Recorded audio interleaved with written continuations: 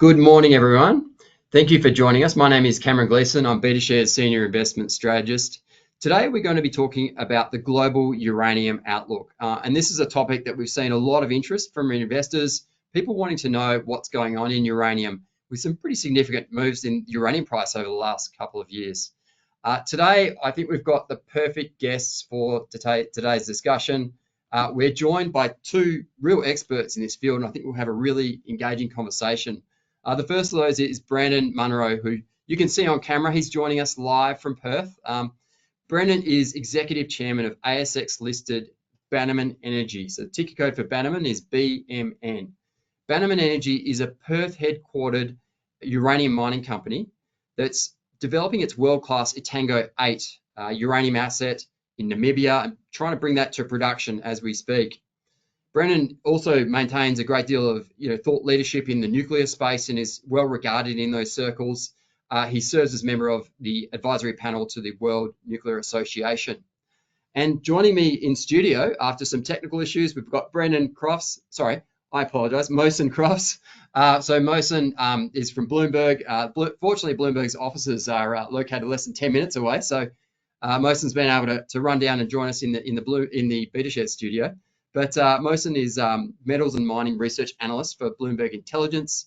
He's worked in equity research in Hong Kong and Australia for many years, currently based in Bloomberg's Sydney office, responsible for Australian coverage of metal and mining as a sector. And he's author of Bloomberg's recently released 2024 Uranium Global Industry Outlook. So great to have you in the studio. And again, Brandon, thank you so much for joining us. I think this is going to be a great discussion. To be here. It's a pleasure. So, I mean, just to start us off, maybe I'll take us through the last, sort of 15 years in 5 seconds. If we all cast our mind back, we had the very unfortunate Fukushima disaster in 2011, which then saw 10 years of underinvestment in uranium mining. And then, and I hate to use this term, but in the last couple of years, we've seen what a lot of people, describe as a renaissance in interest in nuclear energy. That was brought to light through the Russia-Ukraine war, where we saw Europe discovered it was very dependent on Russia for gas and the difficulties of that situation. We've also seen questions asked about the intermittency of renewables and what role they can play in baseload power, and therefore what role nuclear might play in that mix.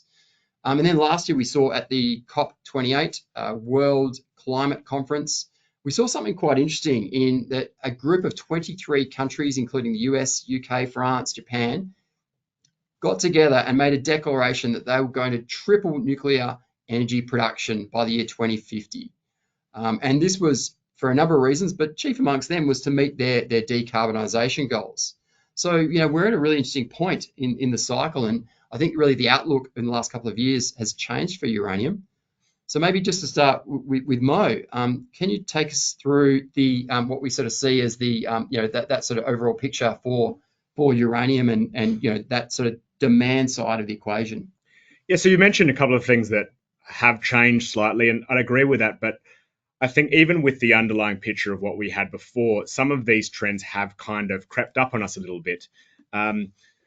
What we see is that most of the new demand for uranium and for nuclear power capacity is really coming out of the emerging markets. So China, for example, we're expecting them to grow in their nuclear production from about 16% of the world's total nuclear energy production to over 20 by 2030.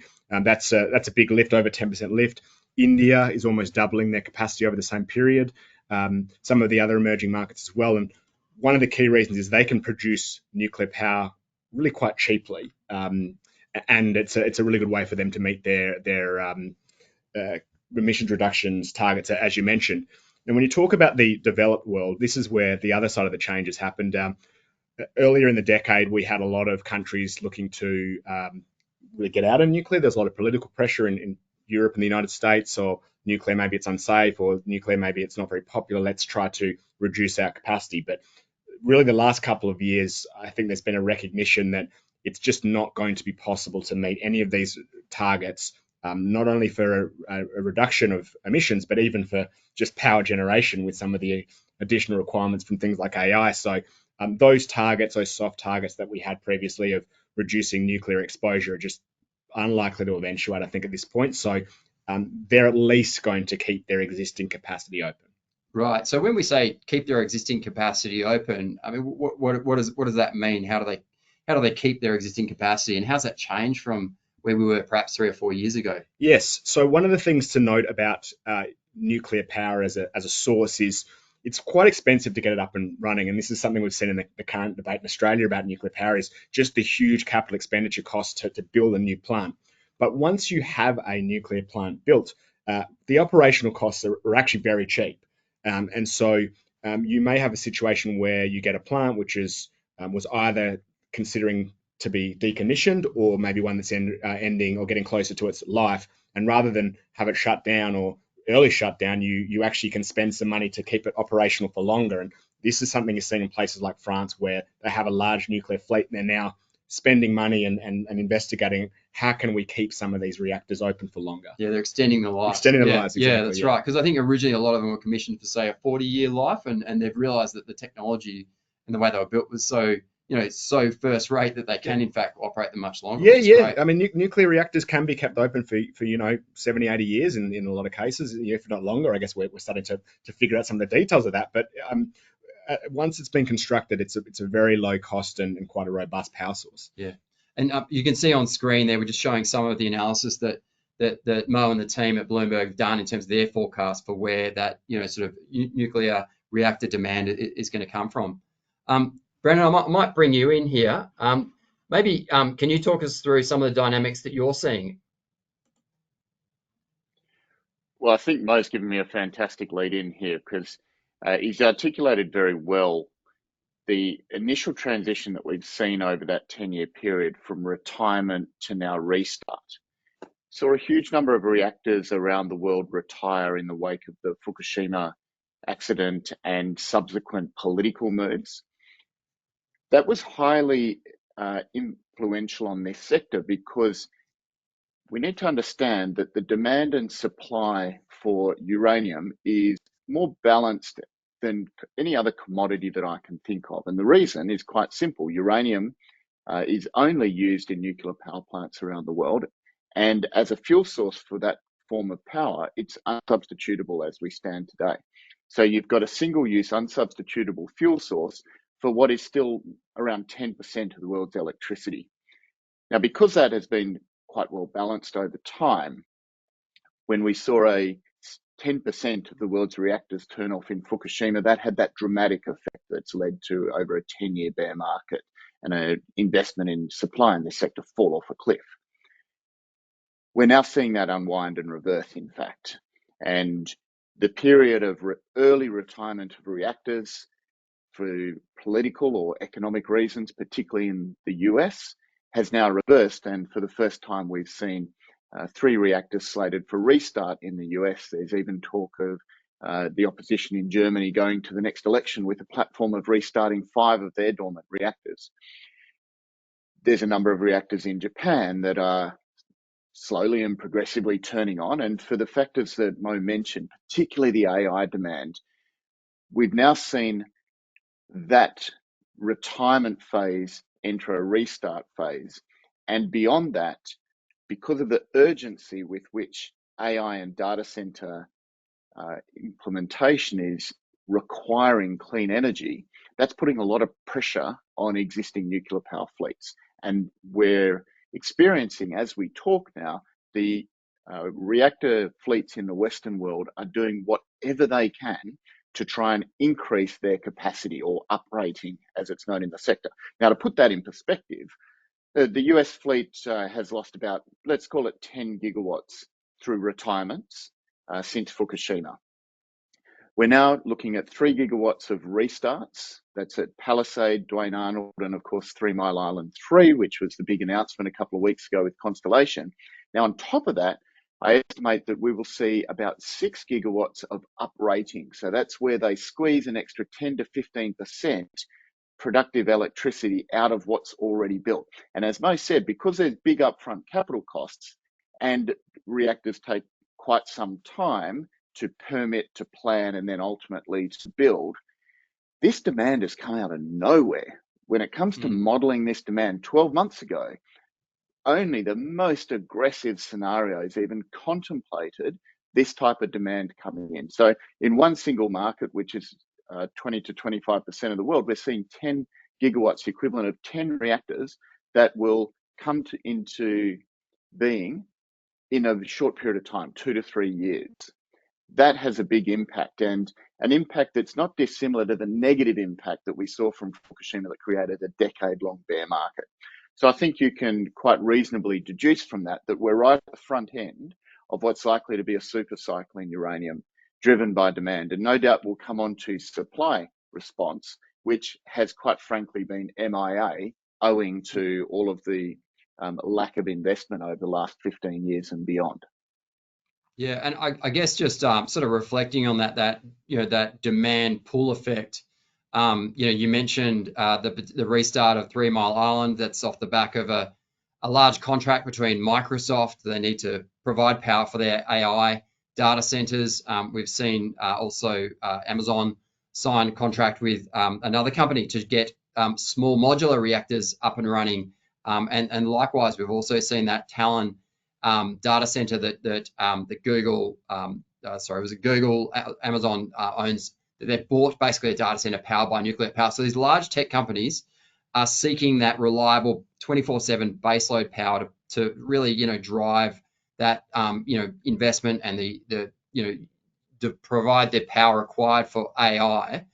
If we contrast that to say the 70s, where that boom in nuclear was driven by government spending because of the oil crisis and a need for an alternative source of energy, do we sort of say that this is changing the dynamic if there are very large, very well-capitalized, corporates really driving the new wave of demand and uplift due to AI? Does this change the game in terms of development timeframes? Well, I would say absolutely, Cameron. Sorry, go ahead, Brent. Look, Cameron, absolutely it does. And the key difference is, in the 70s, despite the very significant growth in nuclear power, that was driven by essentially central planning, and central planning done at a government policy level. There was an urgency because there was an oil crisis at the time and there was a strong incentive, but it still marched to the tune and to the beat of central government planning, which takes time, which is adaptable. This is just so different because it's an urgent demand driven by big corporates. You've mentioned a few names there, and we will see a string of announcements initially by tech companies, but then you will see the corporate sector in other areas of urgent decarbonisation start to kick in as well. You'll see it in chemicals, you'll see it in oil and gas refining, you'll see it in other industrial processes that are on a similar time frame to data centers in achieving the net zero commitments. And I have identified that small modular reactors, at least for certain aspects of their industrial businesses, are the only viable solution for providing that energy. So I'll give you an example of, we've seen Grok, which is the xAI platform. So xAI have just commissioned the first phase of their Colossus data center. So that's 100 GPUs. And they built that in 122 days. Astonishing. They're already doubling that, and we'll expect to have that completed in just a few months. When we look at that and we look at how much power that's likely to consume, together with an assumption around surrounding applications, because these data centers don't exist as islands, they then create other opportunities and commercial outcomes around them. It's reasonable to put a stab in the dark and say that's about 500 megawatts of power. That's 500 megawatts of power that's been created in a bit over 122 days. That is how fast this AI data center theme is unfolding. And from a nuclear power point of view, it's the optimum power. Now, they're bridging it with batteries and they're bridging it with gas, but they know that by 2030, they need that to be powered by nuclear power. That is just one application. That's training the Grok AI system to integrate with one social media platform around the world. We will see dozens of tech companies in exactly the same situation, needing to either outsource to the hyperscalers or build their own data centers in order to train their AI platform. The demand for this energy is going to be enormous, and nuclear power is moved from being dormant to dominant in terms of its ability to deliver into this enormous nascent industry that we're going to see explode over the next 10 years. Great. Sorry, mate. Yeah, I'd say there's some fair points there, but the thing you probably need to add is it's not the type of energy generation that can be done unilaterally. So, if you talk about things like solar power, where it's a very simple application, you can just buy a solar panel, stick it on your roof, right?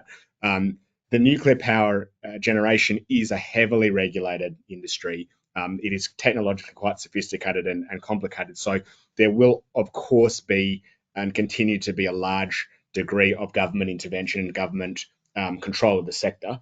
That being said, as Brandon mentioned, the demand side of it is likely to be, at least particularly within the United States, heavily driven by the private sector and these rapidly increasing power needs. Mm-hmm. So maybe just to talk through also, the way sort of, I know we've talked a bit about the way you see sort of demand unfolding. And one fact I find kind of interesting is when you look at a nuclear power plant, it basically goes through its fuel load of enriched uranium rods about a third every year. And when you get a new power plant come online, it essentially needs 3 years worth of fuel. Is that right? And what have we seen in terms of, I guess, inventories and the way that additional power plants coming online impact demand? Yeah, so that initial stocking of power plants, as you mentioned, that does tend to lead to quite a lot of front loading of demand, and that a utility who wants to open a new plant, like what we've seen in China, they have had to stockpile a lot.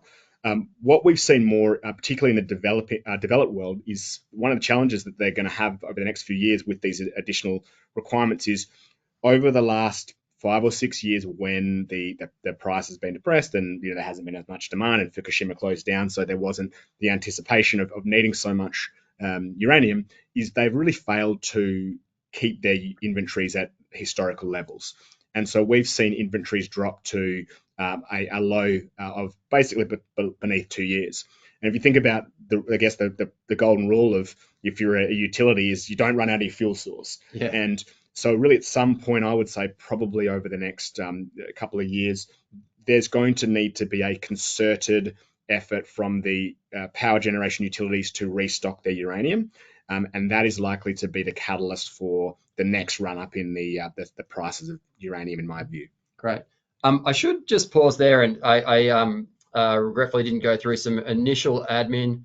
So I just wanted to mention that we are obviously talking about uranium, and we'll also share some details of a Betashares fund. And so I just wanted to make the point. This is obviously general in nature. Please seek your own personal financial advice. And that Mo and Brendan aren't specifically endorsing Betashares Global Uranium ETF. I wanted to make that point. This is really a discussion on uranium and the overall market.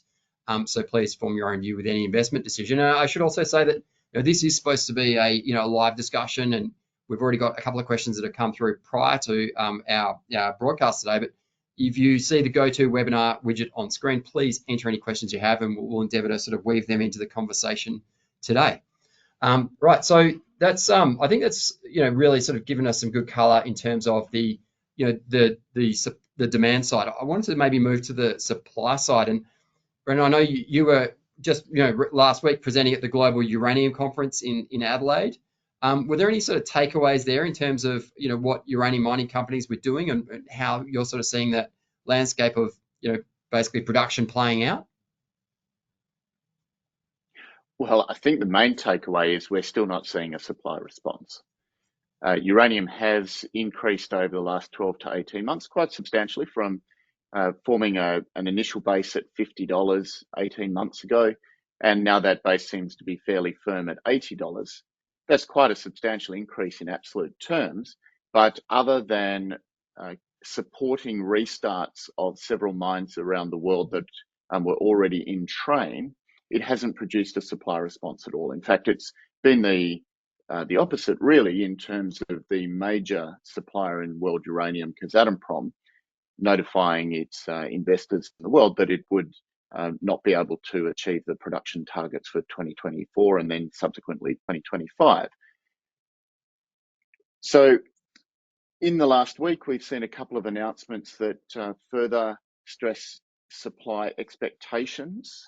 Orano has announced that it's being forced now to shutter its mine in Niger. That's been an ongoing headache for Orano and other operators in Niger as a result of the military coup. That's the way it works in a situation like that, particularly with a mine that's been running for quite some time, is once the mine does go into care and maintenance, it takes a lot of effort and a lot of energy and time to bring that mine back into production. And that's why Orano has been hanging in there for so long. It hasn't been able to export uranium from Niger for months, but they still didn't want to stop the operation because there's so much inertia associated with getting going again. And Niger still accounts for, or was accounting for, about 5% of the world's uranium. So that's quite a blow to supply forecasts going forward. We could run through individual companies, but again, there's no new surprises or new developments in terms of greenfield supply coming on. It's literally a handful of fully permitted greenfields mines around the world, including Bannerman's Etango project, that are even capable of coming on to meet this supply response right now. Yeah, great. And maybe Mo, I mean, I know you've got some. I'll go back to sharing some of the another chart from your recent report. You're sort of expecting that over the next 5 years we will see some additional supply, but how that will, whether that's just meeting the current demand outlook or. Yes, so there is new supply coming online, but that it is correct to say that this is supply that were projects that have either been returned from care and maintenance, something like Paladin's Langer project in Namibia, or alternatively existing projects that are now being ramped up to a greater capacity and that were previously running at lower capacity, like some a couple of Cameco's projects, or Kazatomprom's projects in Kazakhstan, which are not able to run at capacity because of lack of access to sulfuric acid, which is the key reagent that they use in production. So we do see the ability for, as these projects ramp up, and there's also some projects in the United States that are permitted and trying to ramp up, that there is a supply response. So we're looking at about 20% growth in supply from where we are now.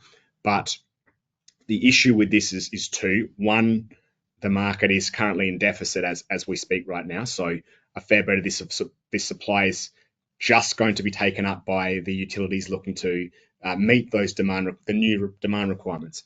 The other issue that we have is, as I said before, is right now they're running down inventories.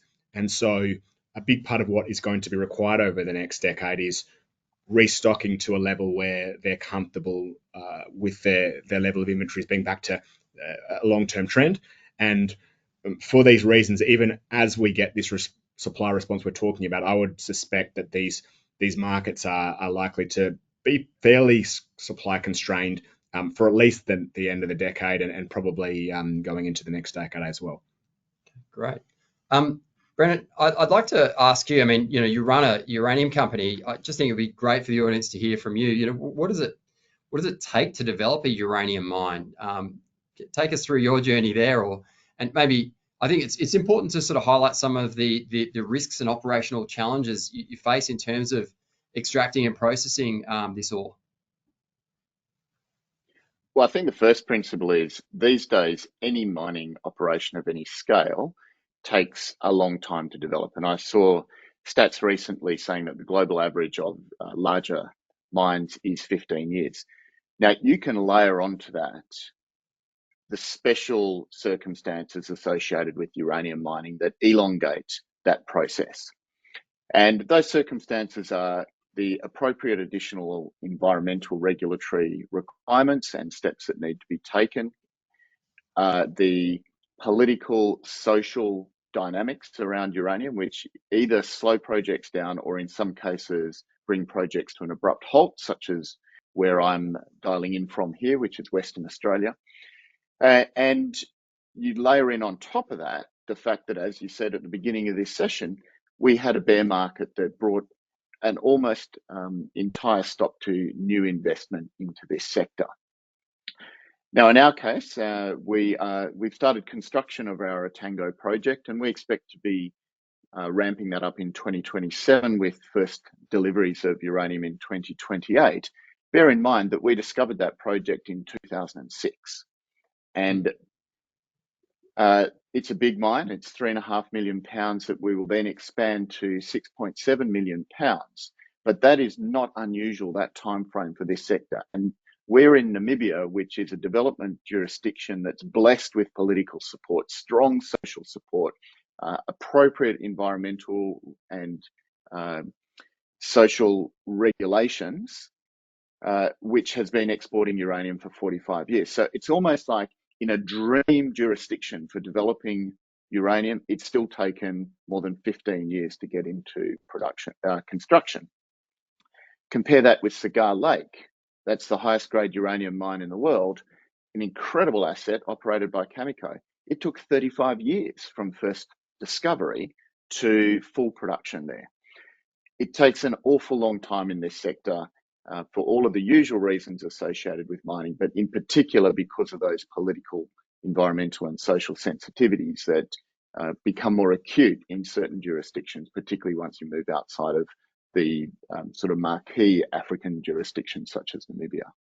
And I think that addresses one of our audience questions on the lead time to start a uranium mine. Obviously, one of the key elements that's led to that 22-year time frame is a uranium price that was not supportive. In an environment where I guess a mine developer has confidence on the uranium price, are we sort of saying that's a truncated time frame to develop? I mean, I know Etango is one of the largest undeveloped uranium assets globally. What do we say is maybe a more aggressive time frame if you had supportive uranium price throughout the period? So the most aggressive time frame that we've seen is the Husab uranium mine, which again is in Namibia. So that was enabled to be aggressive because, first of all, as I've said, it was in Namibia where you can develop faster than anywhere else in the world. But more importantly, it was acquired as a vertical integration by CGN, which is the second largest utility in China. So they were, to a very large and significant degree, price agnostic. They just knew that they needed that uranium to go into their nuclear power plants, and they weren't the slightest bit influenced with their development process as to what the prevailing uranium price was. And that still took 10 years to ramp up fully, and they're still trying to achieve full ramp up some years later. So if 10 years is the absolute bookend on the one side for a quality asset, and 35 years is the absolute bookend on the other side for a quality asset, it starts to paint a picture as to how long the supply response is going to take from mines that aren't already at a high and advanced stage of development, such as our Etango project and the handful of greenfield projects around the world that are already fully permitted. To answer your question in a little bit more depth, the resource drilling and the metallurgy and those aspects of the project, the technical aspects of the project, well, they vary a lot depending on the nature of the project. So in our case, it's a very simple project. It's conventional open pit moving to heap leaching. We spent several years building and operating a pilot plant just to make sure that the heap leaching was absolutely beyond doubt. That's the simple end. The complex end tends to be environmental permitting. Now, even in an environment like Namibia, for example, we started our permitting process in 2009. And that was my first involvement with Bannerman, so I understand that process intimately. I moved to Namibia and lived there for a number of years with the job of managing the environmental and social impact assessments and applying for the key permit that we needed. It is a long, long process, and that's for a simple mine in a jurisdiction that is calling for development that's entirely supportive. Of course, that environmental process and the social process of approving uranium mines only escalates in complexity and time from there. Great, that's good context. And maybe one question that we sometimes get is, people sometimes contrast what happened with lithium a couple of years ago to uranium. Can you maybe, I guess, draw some, some contrast and compare those two markets for those two commodities? Maybe I'll invite you in to start with. And Yeah, absolutely. So lithium is another market that within Australia we follow very closely in the mining sector. We have some major operators in Australia that are big global producers. What we saw in the lithium sector is the initial ramp up in the price and interest was from the understanding that the electric vehicles industry would require vast amounts of lithium for producing batteries. And one of the easiest ways to extract that is through mining spodumene, a lot of that which is found in Western Australia. Actually, about 3/4 of the world's mined spodumene is from WA.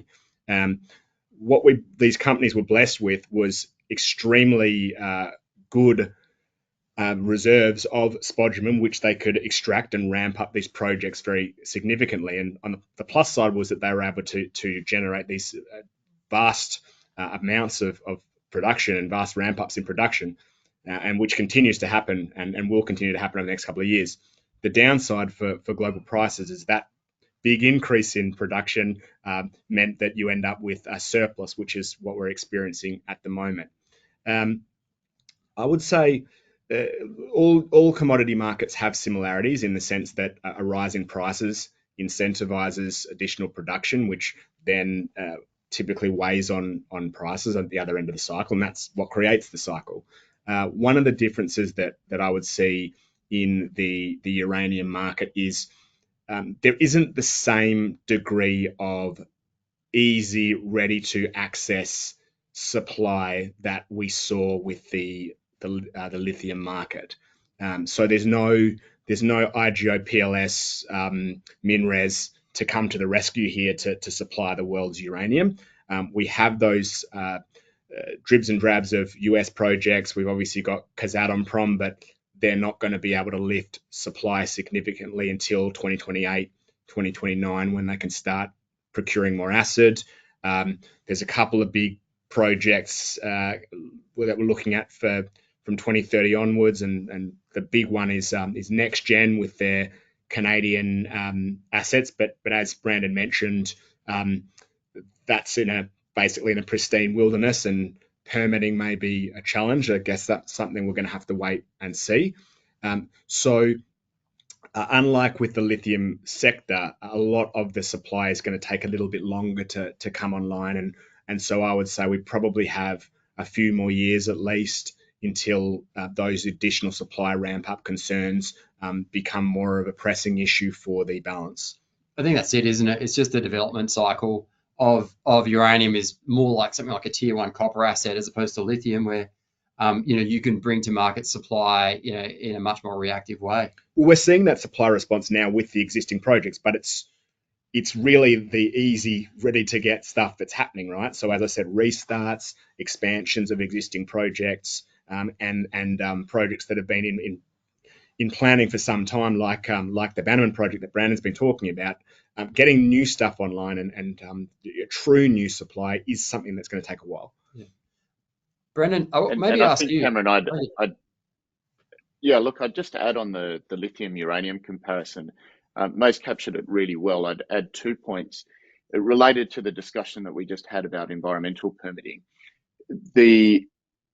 In lithium, particularly during that phase, there was almost a helping hand on environmental permitting because it was going through a phase where there was a lot of optimism with electric vehicles. It was a clean metal. Lithium was seen as really the mining metal that got the free kick and the free pass. That's quite different still in uranium. Now, I have trouble understanding it, and most of our shareholders do, but it's still a reality in many jurisdictions. The other point that I'd make is with the lithium boom, much of the investor excitement was on the promise of possible demand that could be forecast or projected, but was yet to materialize. And when we saw some of that demand roll over and not appear in the acute way it was expected, that created a lot of really serious volatility that, of course, wasn't a happy experience for many investors. The uranium thesis is really quite different because there's a locked-in level of demand that's represented by a fleet of nuclear reactors that, as we said at the outset, can't run on anything else except uranium. What's now changing very slowly is with the advent of AI and data center demand and just the sheer intensity of that demand over the next 20, 30 years, together with all of the other decarbonisation imperatives, we're starting to get a glimpse into the type of demand expectations that was driving that lithium boom. And from an investor point of view, that's really quite significant because there is now a new unknown, and that new unknown is very much to the upside. The downside's very well understood because you've got all of these reactors that are already had an enormous amount of capital built in, and even during an incredible black swan event like COVID, global uranium consumption only went down by 5% because there's no point turning off nuclear reactors. They're the last form of power that gets turned off because of that capital investment. So the downside is really well protected. The upside has been a slow, steady growth until very recently. And now we see unfolding the potential for the type of upside excitement that we saw in lithium. Whether that's a healthy thing for the market or not, well, we'll just have to wait and see what the investor response is and whether it gets really seriously overcooked like we saw in lithium. However, the downside protection, I think, is a key demand distinguishment from the type of concern that investors would have if they try and see lithium and its rise and fall as an analog for how the uranium sector cycle is going to unfold. Great, thanks. I wanted to ask Brennan, in terms of to bring on new supply, what is the we often talk about the required spot price of uranium sort of sitting around about sort of $80-90. Like, what's the level that's required to incentivize new supply to encourage new projects to come online? And maybe if you could also weave into that as a uranium mine, am I selling my output on the spot market or through long-term contracts? How does the uranium mine operate and interact with its customers? And how sensitive is it to the spot price? Okay, well, I'll take the second part first because that will help with our audience to understand the first part of your question.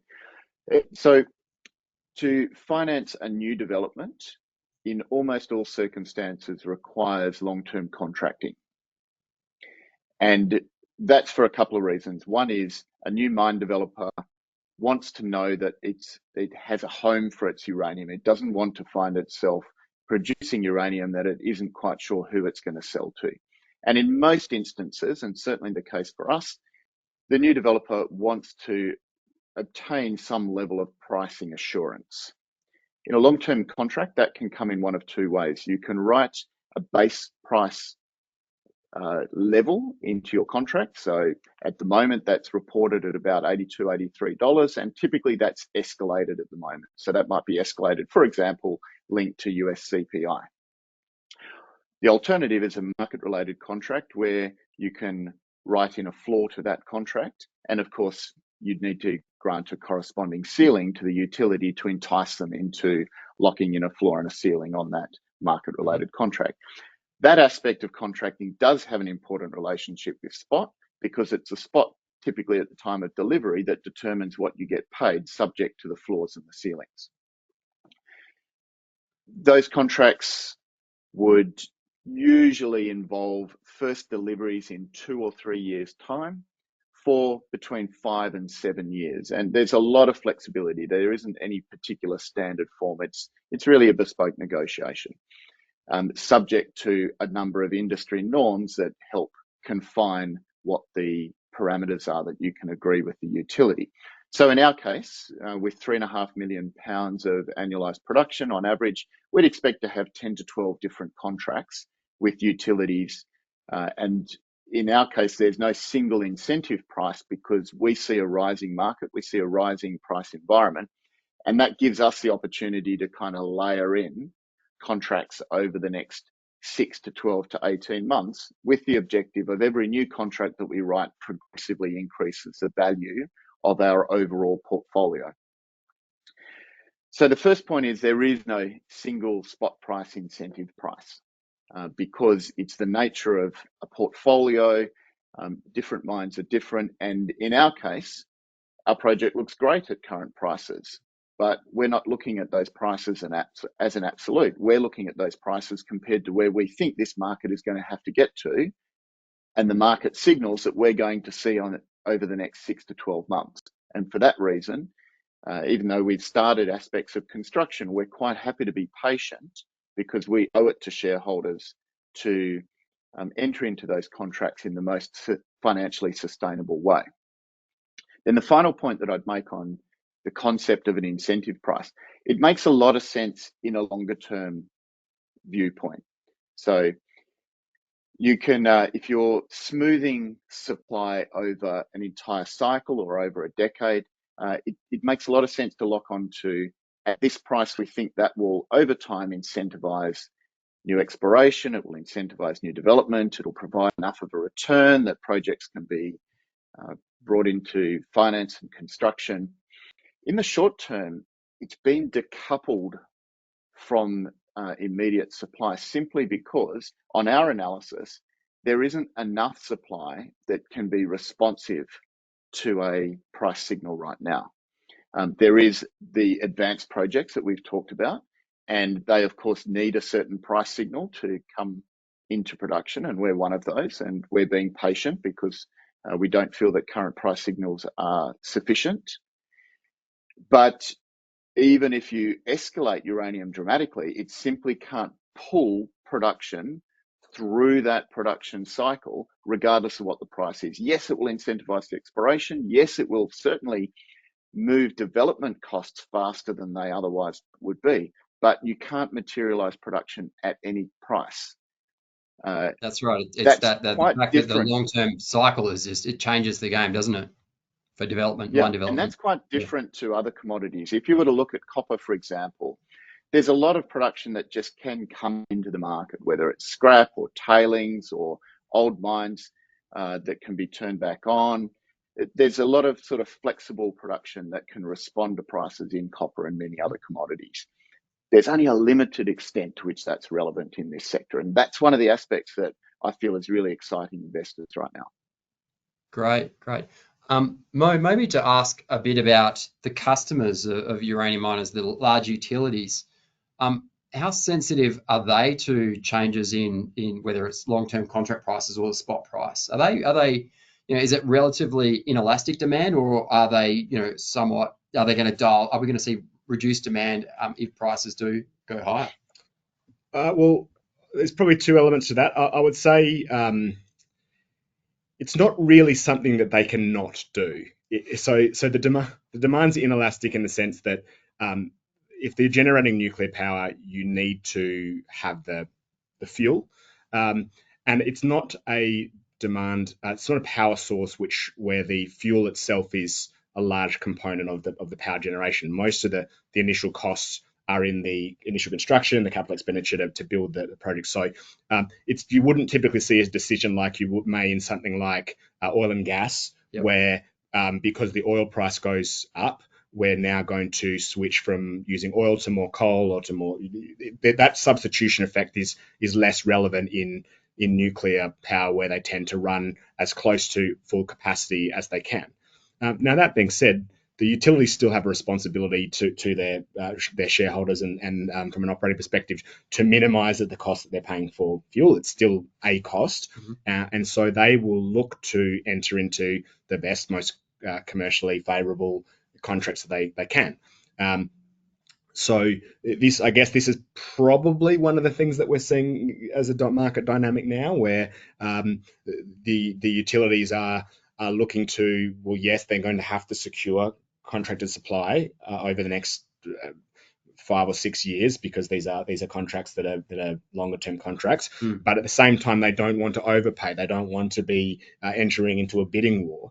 And so this is one of the reasons why we have seen them take their time in entering into these contracts, even though at some point they will need to move away from relying heavily on their inventories and more towards recontracting and ensuring their supply. And I guess that's really where we're waiting to see that happen. It's one of the exciting things about this sector over the next couple of years to figure out how that's likely to play out. Yeah, it'll be an interesting dynamic, won't it? One other question I do want to ask from the audience is around, can you compare the cost of renewable generation versus nuclear? And I know that differs very much so in different countries. Can you give us some sort of flavour as to, does nuclear compete with the renewables in terms of providing baseload power from a price perspective? Yes, it is interesting, and it really depends on where you are. And this is where you can see, I think, a couple of the things that really affect the cost of generation. And as I mentioned, it's mainly in the initial capex that's important, is your construction and regulatory environment. Yep. And the scale of what you're doing. So basically, the first one you build is very expensive, and then over time, as you get the regulatory environment right, and the environment around experienced workforce, exactly, it starts building up that industry. Yeah. And so to give you an example, in China, where they are very experienced and they're building a lot of new supply, it's cheaper to build power supply, nuclear power supply, than it is to do coal, oil and gas, or solar. Wow. And that is reliable base load power. And so in a lot of instances, and this is the reason why they've increased their nuclear capacity so much. Now, in other regions, like you've seen in, for example, the United Kingdom or in the Scandinavian countries, building nuclear power generation or new nuclear power generation is actually much more expensive than it is to build, say, solar and wind. Now, obviously, the characteristics are different in that it's a very reliable, secure baseload supply. You don't have the differences and the intermittency in the supply. So there's a premium you place on that reliability. There is, but at the same time, it's not available at a cost that makes it really scalable at this point in time, as you would see in the emerging markets. And that's one of the reasons why, in our house view, we don't think it's likely that nuclear power will be a big part of the Australian grid, as compared to somewhere like China and India, where they're putting a big investment into it. Yep. So yes, it depends.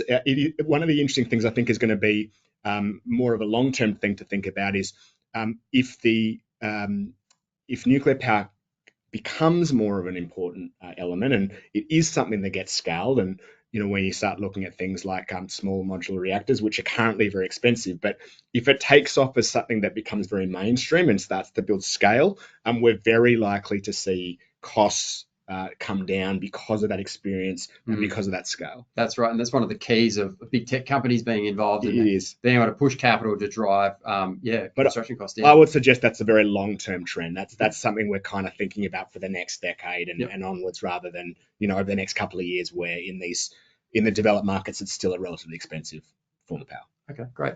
I just wanted to share with the audience a couple of a bit of information about one of the funds within Betashares suite, which is our Betashares Global Uranium ETF. This is diversified exposure across uranium miners and also uranium companies that hold direct, uranium ore, and also uranium royalties companies. So it's what I would describe as a diversified exposure to uranium and uranium mining. It specifically excludes utilities that generate nuclear power. It's really focused on the source of that commodity, and what I would say is the outlook for that commodity influences the I guess how well these stocks perform. The good thing about a fund like this is that by diversifying your portfolio across a large range of global providers, you're somewhat diversifying some of the operational risk involved in this industry. I'll say that Bannerman Resources is a stock held by this fund, so we're very proud to hold Bannerman, and there's a number of other Australian names, but that's included in the list there, and it's been a fund that's performed very well, and indeed has seen a lot of investor attention there. If you had any questions about that fund, we're happy to take a call and discuss that further. But that's one way that you can access an exposure to this interesting industry.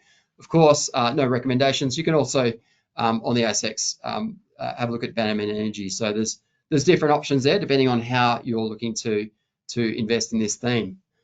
Guys, I found that to be a really insightful conversation. I'd like to say thank you very much for sharing your time with us and sharing your insights. I thought Brendan, it's really good to be able to hear from an operator who's really been in this field for a long period of time and understands the challenges involved, and has worked with counterparties, whether they be customers, and just the process to build a uranium mine. I think it's fascinating.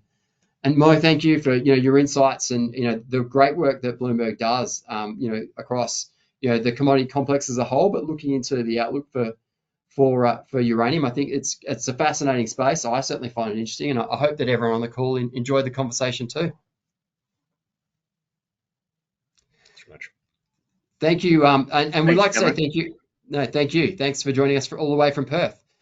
So, again, thank you to everyone who's on the line, and we'll obviously send a copy of this recording, or if you have friends who were not able to make it, if they've subscribed to listen, we'll send them a link and they can listen later on. So that's all we have for today. We hope you've enjoyed today's discussion, and we will see you next time. Thank you very much.